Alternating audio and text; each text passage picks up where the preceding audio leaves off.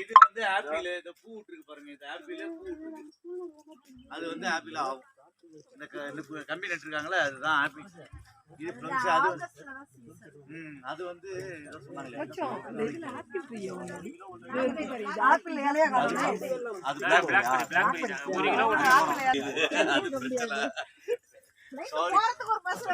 Sorry for the delay.